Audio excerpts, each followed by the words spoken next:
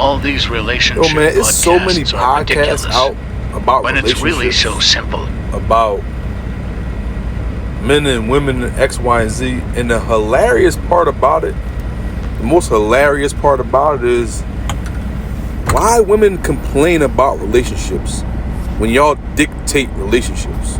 Literally. If you're a woman, let's say you're beautiful X, Y, and Z, right? And you tell a man the only way you can have sex with me is if we get married. Nothing else. And you stick to your guns. The only way you could marry me is if you buy me a house. The only way, like, you go down the list and you stay stern on that, you'll get it. It's very easy. Just look at 100 years ago. 100 years ago, you could not marry a woman without, number one, being able to provide for her, number two, financially being on a certain level, right? She was not going to have sex with you, period. If you couldn't do certain things, you had to go through her father, X, Y, and Z, right? What changed? What changed? The gatekeepers to relationships are women. If you raise your standards, men will have to raise their standards.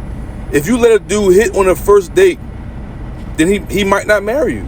You've already eliminated what is the biggest motivator for most men. So what are we really doing here? Like, women will say, "Oh, men ain't nothing." Stop giving the coochie up. Reality, like, men, we're hunters. But y'all gotta change the game. So if you let a man have sex with you on the first, second, third date, even the first month, his concept of marrying you doesn't make sense to him anymore. But if you're saying, "Hey, you have all the things that he wants in his life," and you refuse to have sex with him, you refuse to move with him, you refuse to do anything until he meets your standards.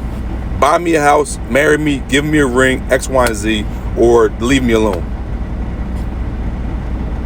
If you could stick to those guns, it's really that simple. Y'all have all the power. Now, the men, yes, have the power to choose, well, I want this is worth it or not. But in reality, if you stop giving your coochie away and start setting your standards super duper high, then in reality, you would have no problems. No one had a problem 100 years ago getting married, because at 16, 17, 18 years old, they already understood the value of what they had. They wanted to get married before anything else. If you didn't have the money or the resources, then you could not marry her, period. Move on. That's the reality.